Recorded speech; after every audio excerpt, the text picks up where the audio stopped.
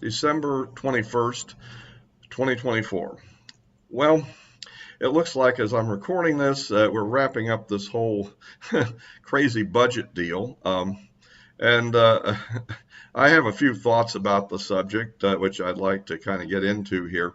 Um, yeah, what basically, I'm a little bit in an attitude of a plague on both your houses viewpoint on it.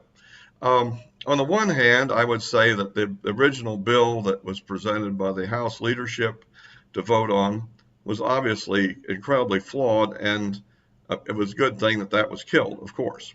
Um, so I'm no problem with that. I think Elon and Trump did a good job on that.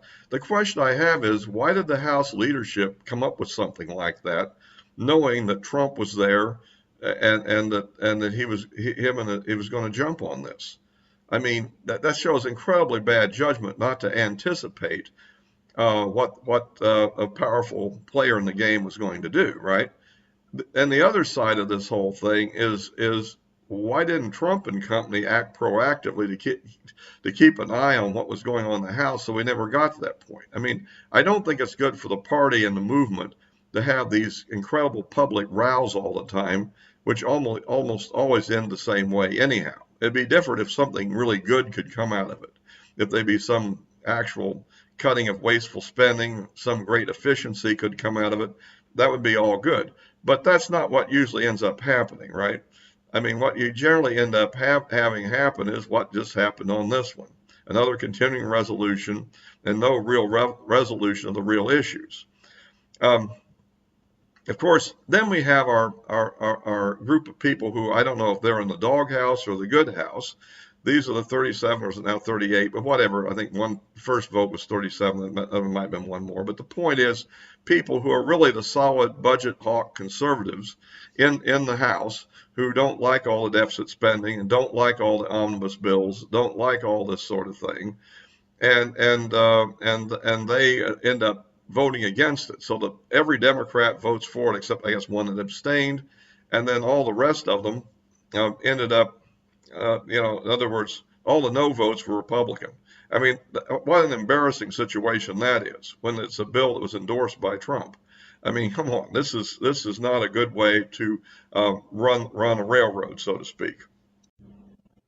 So if you like these videos, please give me a like, subscribe, click the bell for notifications, or if you're on Rumble, you can of course follow me there, and the address is in the description below. In both cases, the same basically. So yeah, so that's kind of my take on the situation.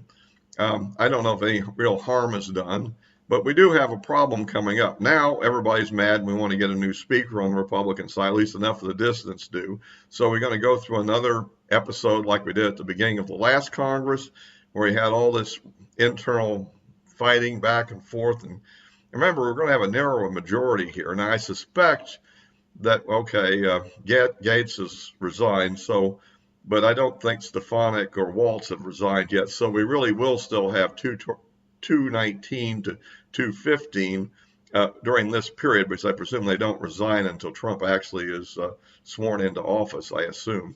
So, and which that's just 30 days away. But the point I'm making is this is kind of a situation where, we're going to have a very thin majority here, and we can't afford these internal rows all the time. And my real beef against the 37 or 38, whichever it was, I think one was, is that you need to have unity.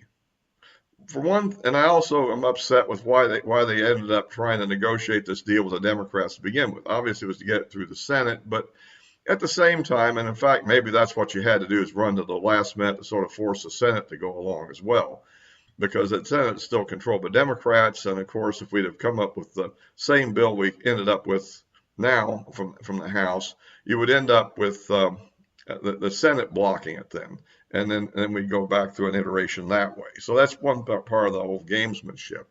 But it looks to me like ultimately, if the Republicans would all come up with a thing that they would succeed in promoting and stick together, they could actually get something passed and actually have an impact and actually achieve some of the goals they claim they have.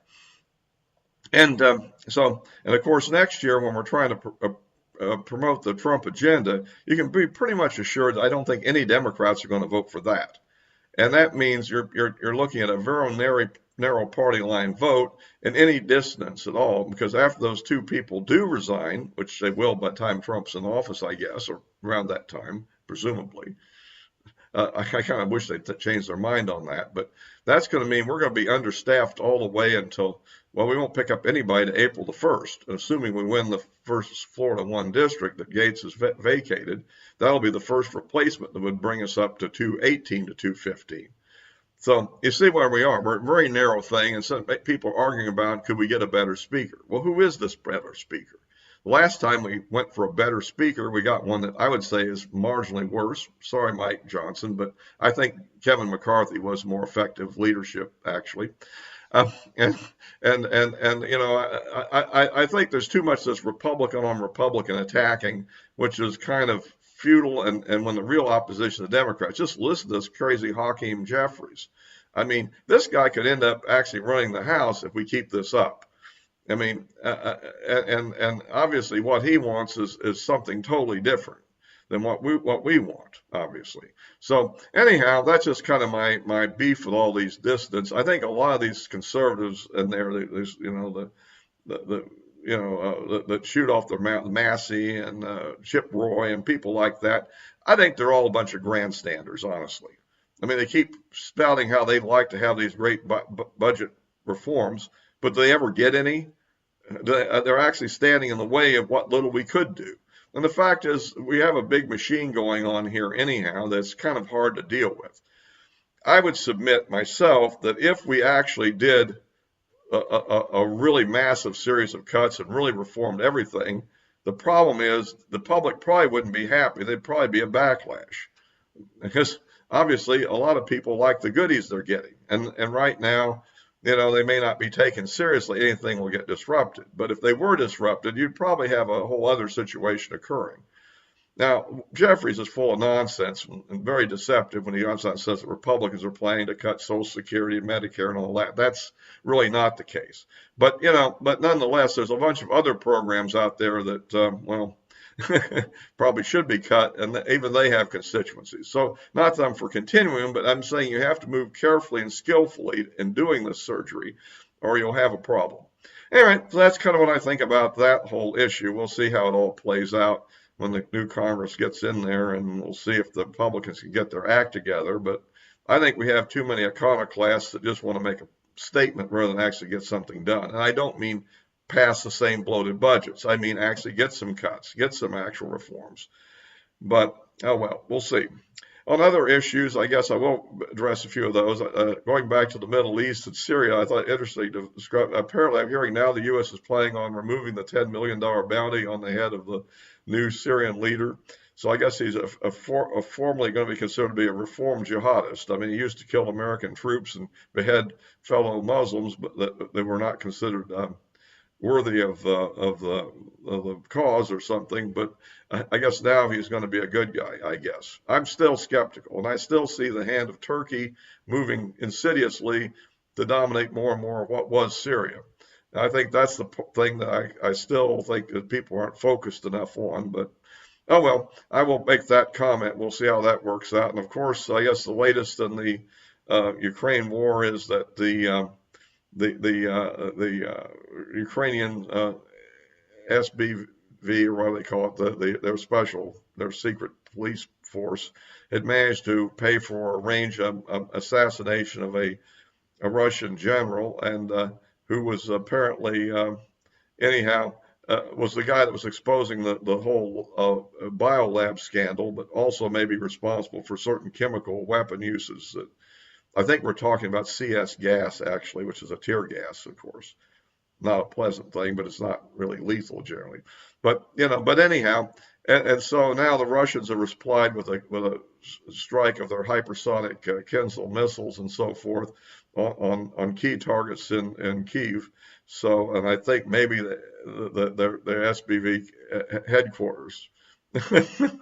So anyhow, that's kind of the way it is looking right now. I hear that Putin has said that Zelensky is not a legitimate president and needs to get reelected before he'd be worthy to negotiate with. and and uh, and uh, and Zelensky had some nasty words for him too. So at any rate, that's the way it is. Hopefully here, when Trump gets in office, we can get on with some negotiations and maybe bring this thing to a close before it escalates in a very nasty direction. And I don't believe ultimately that Ukraine itself is going to be subjugated by Russia in any complete sense, but maybe actually certain areas will be liberated from Kyiv, that is the eastern regions, which are primarily Russian anyhow, and I don't think anything to do with Zelensky's regime or his secret police. So at any rate, I think both of them kind of have a secret police, you know. But at any rate, so if we could restore order here and kind of get away from escalating conflicts, and at any rate, it looks like at the moment things in the Middle East have calmed down for the moment. So we can hope for the best. So I'll be wrapping this up for now, and I'll be posting this on YouTube and Rumble as always. And of course, I'll have the addresses of my social media accounts in the description below. And you can look for me posting from time to time, particularly on X, as far as my time-to-time comments, although sometimes on the others as well. So all for this time.